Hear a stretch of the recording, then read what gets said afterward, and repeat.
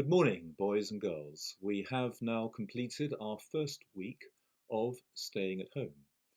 Last Monday, I said that we couldn't be sure of how long we'd all be at home, but that what we could be sure of is that it was the right thing to do. Remember, we are all helping the national and indeed the international effort to flatten the curve. That is to halt the rise in daily cases of the coronavirus. And it will take some weeks before we see that happen, but it will happen. Those of you who are lucky enough to have grandparents or great-grandparents, you will know how much there is to learn from older people. They tend to have a greater sense of perspective, a sense of having seen things before, and therefore a broader viewpoint.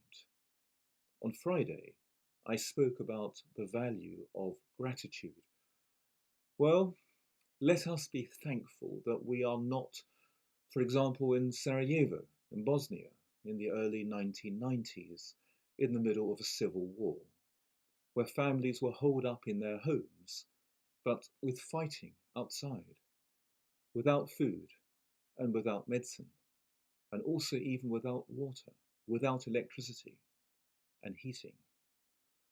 Yes, we are at present confined to our homes, but if we compare it to some other cases of families confined to homes, we can see that it is not perhaps as awful as some other examples, as in the case of, say, Anne Frank and her family.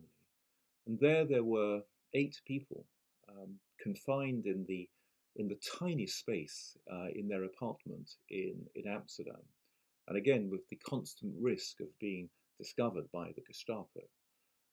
When you are next in Amsterdam, if you haven't been, do visit the house.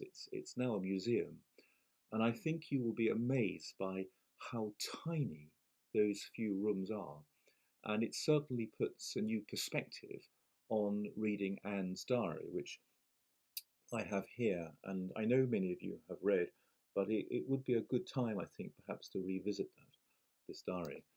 And in the case of Anne Frank, they couldn't even move around during the day or flush the lavatory for fear of making their presence known. The point is that this time it will pass. And as we have seen, right now there are so many people working hard together. This morning we've heard of the Mercedes Formula One team, which has been working with the University College London to make a new design of breathing aid to help those in hospital. We're seeing more and more actions like this.